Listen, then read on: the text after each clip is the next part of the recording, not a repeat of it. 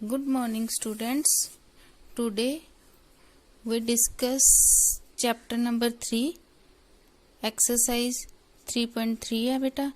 कल हमने इससे पहले सैटरडे को प्रॉब्लम्स की थी मल्टीप्लिकेशन से रिलेटेड ही। उसमें हमने 3 डिजिट की मल्टीप्लिकेशन कैसे करते हैं वो सीखा था। आज हम कुछ प्रॉब्लम सॉल्विंग क्वेश्चन करेंगे डिपेंड्स अपॉन मल्टीप्लिकेशन। ओके, सबसे पहले तो बेटा हम ये सीखते हैं कि मल्टीप्लिकेशन का रूल क्या होता है। मल्टीप्लिकेशन जैसे हम एक स्टेटमेंट दिए तो हमें कैसे पता लगेगा कि ये, या डेली रूटीन में डेली लाइफ में हमें कैसे पता लगता है कि यहाँ पर हम अपना जो प्रॉब्लम है वो मल्टीप्लाई करके सॉल्व कर सकते हैं। तो बेटा इसके लिए बेसिक रूल यही है कि when information of one thing is given and we have to find information of more than one thing then we do multiplication।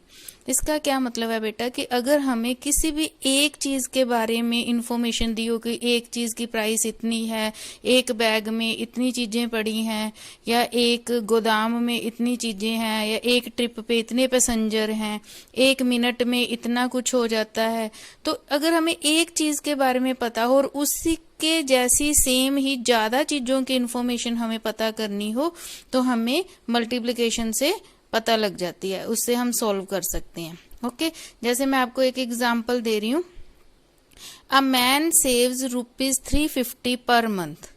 एक आदमी एक मंथ में, पर का मतलब वन मंथ में ₹350 सेव करता है, जोड़ लेता है, पिग्गी बैंक में डाल देता है। Okay, how much money does he save in 4 years।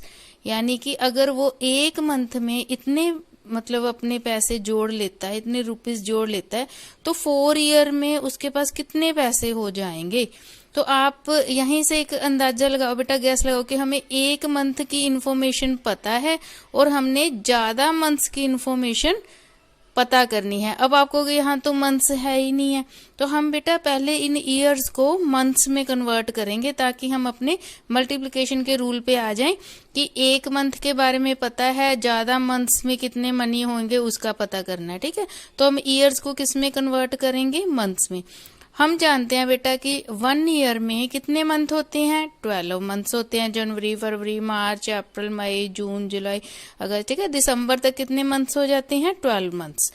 तो अगर 1 ईयर में 12 मंथ्स होते हैं तो 4 ईयर में कितने होंगे बेटा, 12 क्रॉस 4। यहाँ तो सीधे मल्टीप्लिकेशन का रूल लग रहा है कि एक ईयर का पता है, 4 ईयर में निकालना है तो मल्टीप्लिकेशन ही होगा। तो 12 4 जा कितना हो गया, 48। ठीक है, मंथ्स निकला है, तो हमें 4 ईयर में मंथ्स पता लग गए ना, 48। तो क्या हम इस स्टेटमेंट को ऐसे पढ़ सकते हैं, a man saves 350 per month and how much money does he saves in 48 months. एक ही बात है ना, 4 ईयर कह दें या 48 मंथ्स। तो पर मंथ का पता है, 48 मंथ्स के बारे में हमने पता करना है। एक चीज का पता और ऐसी ही उसके जैसी ही ज्यादा चीजों के बारे में, ज्यादा मोर देन 1 के बारे में इंफॉर्मेशन चाहिए। ठीक है, तो हम करेंगे इन 1 month a man saves ₹350 and in 48 months a man saves 350 multiply by 48। तो हमने बेटा यहाँ पर ये मल्टीप्लाई करके देखा है। तो मल्टीप्लाई करने के बाद हमने ये तो मैंने आपको कल करवाई थी कि 3 डिजिट की मल्टीप्लिकेशन कैसे करते हैं, तो वो आपने इसको सॉल्व करना, तो आपके पास ये आ जाएगा 16,800। ओके, तो हमारा आंसर आ जाएगा 16,800।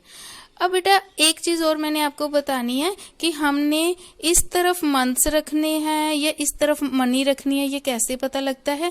जो भी चीज, हाउ मच, जो क्वेश्चन, जो चीज उसने हमें निकालने के लिए कही हो, यहाँ पर उसने मनी निकालने के लिए कहा है ना बेटा, ईयर्स तो दिए हुए हैं, जो चीज हमने निकालनी होती है वो हमेशा आपने राइट हैंड साइड में रखनी है, हमेशा याद रखना है आपने। अब हमने मंथ्स तो नहीं निकालने ना, हमने तो हाउ मच मनी निकालना है। तो आपने कोई भी मल्टीप्लिकेशन का सम हो तो उसमें जो चीज उसने पूछी हो ना कि ये चीज बताओ, तो उस चीज को आपने राइट हैंड साइड पे रखना है। ओके, इसी से रिलेटेड ही आपका होमवर्क